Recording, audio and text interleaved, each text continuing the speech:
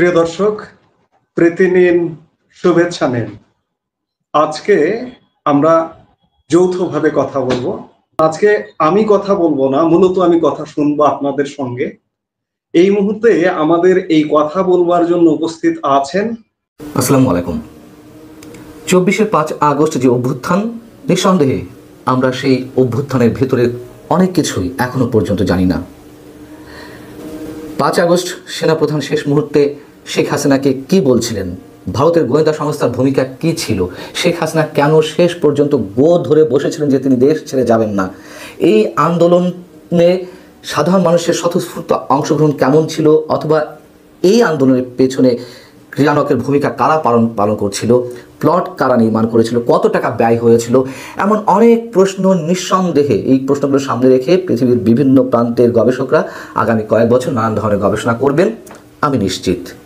এবং এইসব প্রশ্নের বেশ খানিকটা উত্তর আমাদের সামনে তুলে এনেছেন সম্প্রতি ভারতে প্রকাশিত একটি বইয়ের 3 লেখক, যে বইটির শিরোনাম ইনশাআল্লাহ Bangladesh the story of an unfinished revolution. এই বইতে অন্তত 4 আগস্ট এবং 5 আগস্ট গণভবনের অভ্যন্তরে কি হচ্ছিল, শেখ হাসিনার সঙ্গে কারা বৈঠক করছিলেন একের পর এক, ভারত কী ধরনের বার্তা পাঠাচ্ছিল এবং 3 বাহিনীর প্রধানেরা তাদের কি ভূমিকা ছিল। এই বইয়ে 3 লেখক বলছেন 2 আগস্টের কথা, যে 2 আগস্ট 2024 ভারত শেখ হাসিনাকে বিপদ সংকেত বার্তা দিয়ে রেখেছিল এবং বলেছিল কোটা আন্দোলন হাতের নাগালের বাইরে চলে গেছে বাংলাদেশ সরকারের, কিছু বাইরের শক্তি এই আন্দোলনকে পরিচালনা করছে। সেই সঙ্গে জানানো হয়েছিল জরুরি পরিস্থিতি তৈরি হলে ভারত শেখ হাসিনাকে আশ্রয় দিতে প্রস্তুত আছে। এবং তার পরদিনই 3 আগস্ট ভারতের গোয়েন্দা সংস্থা এবং বিভিন্ন এজেন্সির উচ্চপদস্থ কর্মকর্তারা ঢাকায় চলে আসেন। তাৎক্ষণিকভাবে হাসিনাকে উদ্ধার করার বিষয়টি নিয়ে তারা আলোচনা করতে থাকেন বিভিন্ন সরকারের বিভিন্ন শীর্ষ পর্যায়ের কর্তা ব্যক্তিদের সঙ্গে। সেনাপ্রধান এবং বিমান বাহিনীর প্রধান, একই সঙ্গে এনএসআই প্রধানকে বিষয়টি তারা অবগত করেছিলেন। এবং 5 আগস্ট কী হচ্ছিল, 5 আগস্ট সকালবেলায় ক্যাবিনেট সেক্রেটারি, ডিজিএফআই প্রধান, এনএসআই প্রধান, এসবি প্রধান, পুলিশ, সেনা এবং প্রশাসনিক কর্মকর্তারা গণভবনে আসতে থাকেন এক এক করে। তারা খুব দ্রুত শেখ হাসিনাকে গণভবন ত্যাগ করার প্রস্তুতি নিতে বলেন। 5 আগস্ট দুপুরেই নৌবাহিনী এবং বিমান বাহিনীর প্রধানকে নিয়ে সেনা প্রধান সেখানে হাজির হন। তারা সটান ঢুকে পড়েন যেখানে ডিজিএফআই প্রধান কিংবা পুলিশ, সেনা, প্রশাসনিক কর্মকর্তাদের বিভিন্ন পর্যায়ের কর্মকর্তাদের সঙ্গে শেখ হাসিনা কথা বলছিলেন। সেই বৈঠকে তারা ঢুকে পড়েন এবং 3 বাহিনীর প্রধান ঢুকেই শেখ হাসিনাকে বলতে থাকেন যে এক্ষুনি আপনাকে গণভবন ছাড়তে হবে।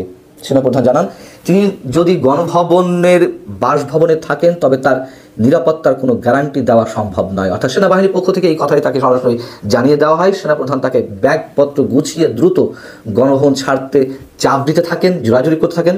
প্রধানমন্ত্রীর সঙ্গে কথা বলার সময়ই চারদিক থেকে বিক্ষোভকারীরা গণভবনের দিকে ছুটে আসছে এমন খবর পৌঁছাতে থাকে।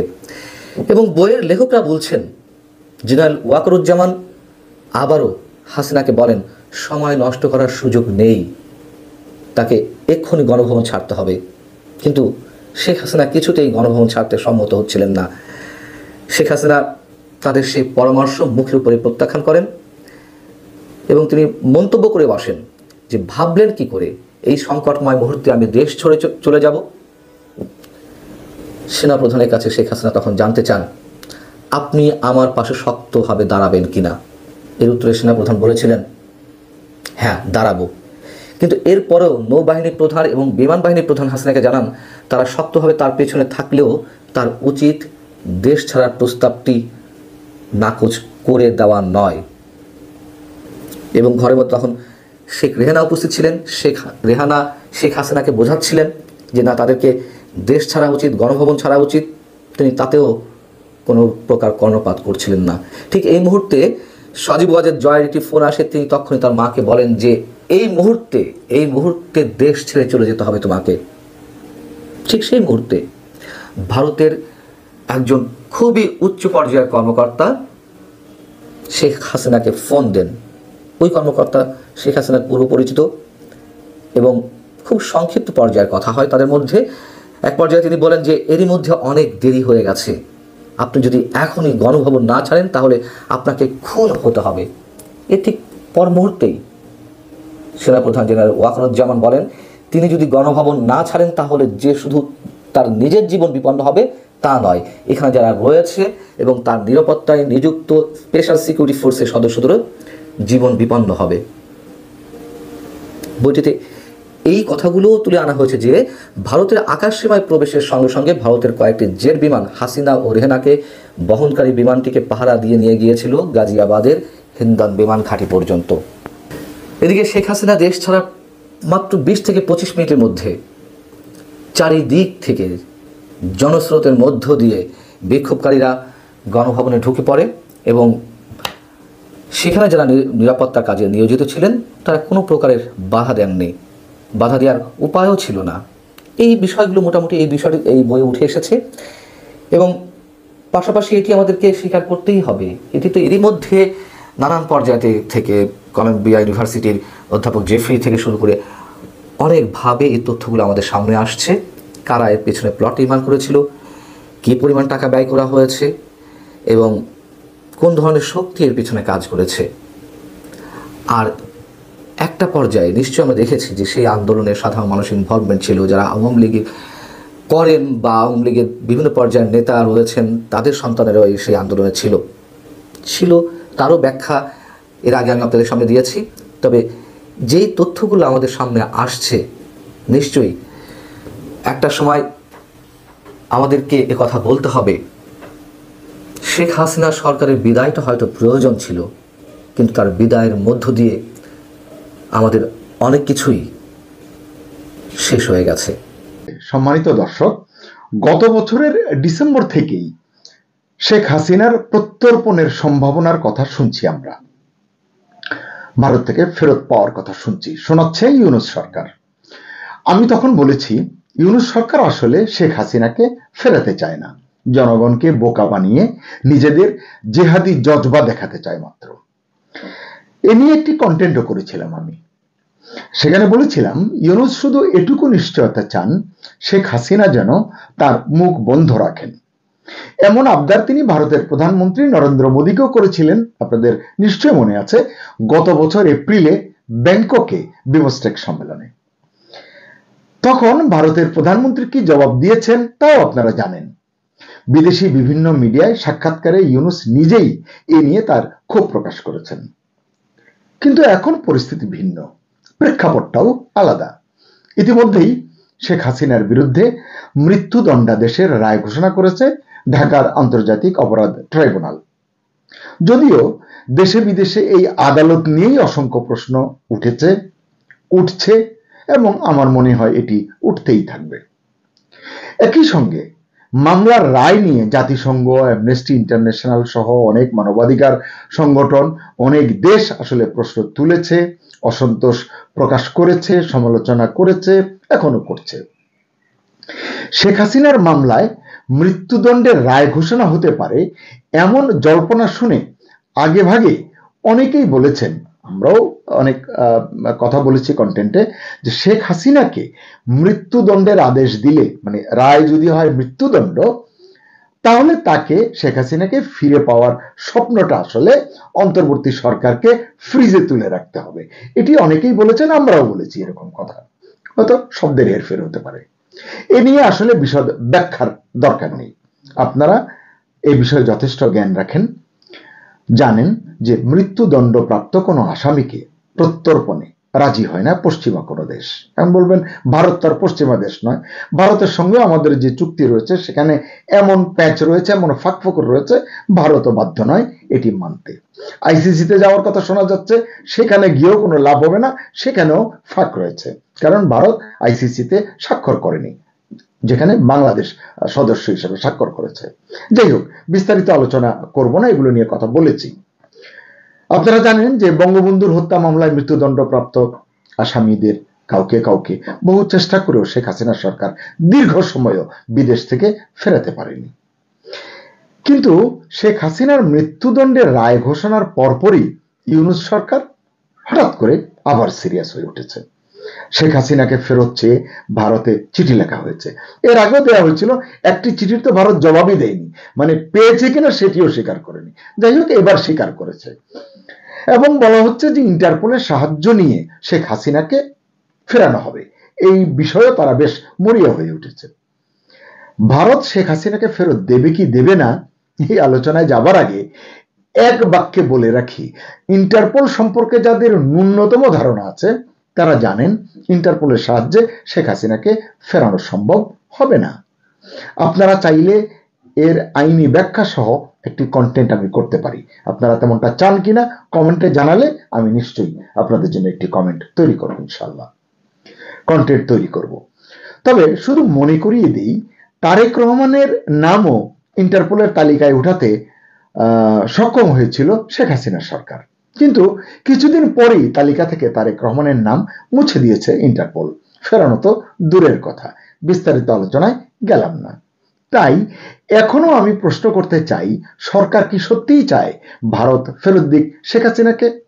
গত কয়েকদিনে দেশি বিদেশি কূটনীতিক, নিরাপত্তা বিশ্লেষক এবং রাজনৈতিক পর্যবেক্ষকদের যুক্তিতর্কের আলোকে এই সত্যই আমাদের সামনে আসছে, ভারত সরকার শেখ হাসিনাকে ফেরাতে মোটেই রাজি নয়। তবে ভারতের পররাষ্ট্র মন্ত্রণালয়ের মুখপাত্র রণধীর জয়সওয়াল নিয়মিত ব্রিফিংয়ে যখন বললেন, বাংলাদেশের চিঠি পেয়েছি, আমরা এটি পরীক্ষা করে দেখছি, মানে ভারত পরীক্ষা করে দেখছে, এটুকু শুনেই বাংলাদেশে বলাবলি শুরু হয়ে গেল এবার ভারত ভয় পেয়েছে শেখ হাসিনাকে ফেরত দেবে। আবার সাংবাদিকতার বদলে দলীয় অ্যাক্টিভিজমে নিবেদিত দু একটি পত্রিকায় এমন শিরোনামও দেখলাম, শেখ হাসিনা ভারতের কাছে বোঝা হয়ে উঠেছেন, এবার তাকে তারা ফিরিয়ে দেবে, নয়তো তৃতীয় অন্য কোনো দেশে স্থানান্তর করবে, মানে ভারত মুক্তি চায়, এরকম একটি বার্তা। ব্রিফিংয়ে ভারতের পররাষ্ট্র মন্ত্রণালয়ের ব্রিফিংয়ে মিস্টার রণধীর বলেছিলেন, আমরা শান্তি, গণতন্ত্র, অন্তর্ভুক্তি এবং স্থিতিশীলতা সহ বাংলাদেশের জনগণের সর্বোত্তম স্বার্থের বিষয়ে অঙ্গীকারবদ্ধ। এই লক্ষ্য অর্জনে আমরা অব্যাহতভাবে সব অংশীজনের সঙ্গে গঠনমূলকভাবে যুক্ত থাকব। তো এই কথাগুলোর কোন জায়গায় প্রত্যর্পণে রাজি হয়েছে ভারত আমি আসলে বুঝতে পারিনি। বিশেষ মেধাবীরা যদি আমাকে একটু বুঝিয়ে দেন কৃতজ্ঞ থাকব। আসলে এসব হলো বিশেষ কৌশল। যারা শেখ হাসিনাকে ফেরত চান এমন মানুষদের মোহাচ্ছন্ন রেখে সরকার, মানে ইউনূস সরকার, তার অসমাপ্ত কাজগুলো তড়িঘড়ি সেরে নিতে চায় বলেই আমার মনে হয়। এর মধ্যেই হঠাৎ ভাইরাল হয়েছে প্রধান উপদেষ্টার প্রেস সচিবের একটি পোস্ট, আপনারা অনেকেই দেখেছেন শুনেছেন এ সম্পর্কে, যেখানে বিশাল আশাবাদ ব্যক্ত করা হয়েছে মৃত্যুদণ্ডপ্রাপ্ত সাবেক স্বরাষ্ট্রমন্ত্রী আসাদুজ্জামান খান কামালকে দিয়ে ভারত প্রত্যর্পণ শুরু করতে যাচ্ছে। আপনারা জানেন যে আইসিটির মামলায় আসাদুজ্জামান কামালকেও মৃত্যুদণ্ড দেওয়া হয়েছে, এবং লিখেছেন প্রেস সচিব, এরপরে ধারাবাহিকভাবে ... বোঝাতে চেয়েছেন, অর্থাৎ শেখ হাসিনাকেও পাবে এবং আরো কাউকেও চাইলে পাবে, এরকম হচ্ছে মোটামুটি ভাষ্যটা। বলা হচ্ছে সম্প্রতি বাংলাদেশ ও ভারতের নিরাপত্তা উপদেষ্টাদের বৈঠকেও নাকি এমন আশার ঝলক পাওয়া গেছে। এরই মধ্যে জানা গেছে অন্য একটি মামলায় 5 বছর সাজার আদেশাধীন শেখ হাসিনার কন্যা সাইমা ওয়াজেদ পুতুলকে ফেরত চেয়ে ভারতকে চিঠি দেওয়ার পরিকল্পনা করছে সরকার। কূটনৈতিক ও রাজনৈতিক বিশ্লেষকদের কেউ কেউ বলছেন, রণধীর জয়সওয়াল যেসব কথা বলেছেন তার অর্থ হলো আলোচনার রাস্তা খোলা রাখা আছে, তবে তারা এটাকে কার্ড হিসেবে ব্যবহার করবে, মানে ভারতের স্বার্থ রক্ষায় অগ্রাধিকার প্রাপ্তির নিশ্চয়তা যদি তারা পায় তাহলে হয়তো আসাদুজ্জামান খান কামাল সহ অন্যদের ফেরত দিতে পারে দেশটি। এটি তাদের ভাষ্য। সমঝোতা ইতিবাচক না হলে, তারা আবার বলছেন সমঝোতা ইতিবাচক না হলে ভারত বিষয়টি ঝুলিয়ে রাখবে। তো এই কথাটাও কোনো দম আছে বলে আমার মনে হয় না। সম্প্রতি ভারত সফর শেষে জাতীয় নিরাপত্তা উপদেষ্টা খলিলুর রহমান কাতারে গেছেন, আপনারা জানেন, এবং ওখানে কাতারের মধ্যস্থতায় কাতারের রাজধানী দোহাতে আমেরিকা এবং ভারতের গুরুত্বপূর্ণ কর্মকর্তাদের সঙ্গে বৈঠক করেছেন। এটা নিয়েও আমরা কন্টেন্ট করেছি একাধিক, দেখলে পুরো বিষয়টি স্পষ্ট হয়ে উঠবে আপনাদের কাছে। তবে অন্য একটি সূত্র জানিয়েছে ওই বৈঠকে, মানে দোহা বৈঠকে, ভারতীয় কর্মকর্তারা শেখ হাসিনা সহ আশ্রয় নেওয়া ভারতে আওয়ামী লীগের যেসব নেতারা আছেন তাদের ফেরানোর বিষয় নিয়ে নাকি কথা বলেছেন আমাদের নিরাপত্তা উপদেষ্টা। বলে রাখি, এই বৈঠকেই বাংলাদেশে সব দলের অংশগ্রহণে নির্বাচনের বিষয়ে ভারত আবারও তাদের অবস্থান পুনর্ব্যক্ত করেছে এবং এই যে অন্তর্ভুক্তিমূলক নির্বাচনের বিষয় নিয়ে এখন বিশ্বের অন্যান্য শক্তিরাও কথা বলছে। এবং আমি একটি কন্টেন্টে বলেছিলাম যে ভুটানের প্রধানমন্ত্রী শেরিং তোবগে যে এসেছিলেন তিনি নরেন্দ্র মোদীর কোনো বার্তা নিয়ে এসেছেন কিনা। এখন অনেকেই এটি বলছেন, এই আলোচনায় তুলছেন এবং স্বীকার করছেন যে শেরিং তোবগে আসলে অন্তর্ভুক্তিমূলক নির্বাচনের ভারতীয় বার্তা স্পষ্ট ভাষায় ইউনূস সাহেবকে বলে গিয়েছেন। যাই হোক, এখনো পর্যন্ত যেহেতু সরকারি কোনো সূত্র বিষয়টি স্বীকার করেনি, আমি এটি নিয়ে আর বিস্তর আলোচনায় নাই গেলাম। এ বিষয়ে প্রধান উপদেষ্টার কার্যালয়ের একজন কর্মকর্তা গণমাধ্যমে বলেছেন, ভারত হয়তো আসাদুজ্জামান কামালের মতো কাউকে দিয়ে ফেরত পাঠানো শুরু করবে, সেক্ষেত্রে প্রেস সচিব হয়তো চাপ তৈরি করতেই এই বক্তব্য দিয়েছেন। মানে তিনি প্রেস সচিবকে এন্ডোর্স করলেন। তবে আমি জানি না আসলে কতটা চাপ সৃষ্টি করতে পেরেছেন প্রেস সচিব। তার আগে কেন এই কথাটি বললাম, আজকেই বাংলাদেশের কাগজে পড়লাম পররাষ্ট্র উপদেষ্টা তৌহিদ হোসেন বলেছেন কামালকে প্রত্যর্পণের অফিসিয়াল কোনো তথ্য নেই পররাষ্ট্রে, মানে সরকারের কাছে কোনো তথ্য নেই, পররাষ্ট্র মন্ত্রণালয়ে নেই, মানে সরকারের কাছে নেই। কিন্তু প্রেস সচিব তো লিখেছেন কামাল বা অন্য আওয়ামী লীগ নেতারা যতই অর্থ ব্যয় করুক না কেন জবাবদিহি থেকে চিরতরে পালানোর কোনো সুযোগ থাকবে না।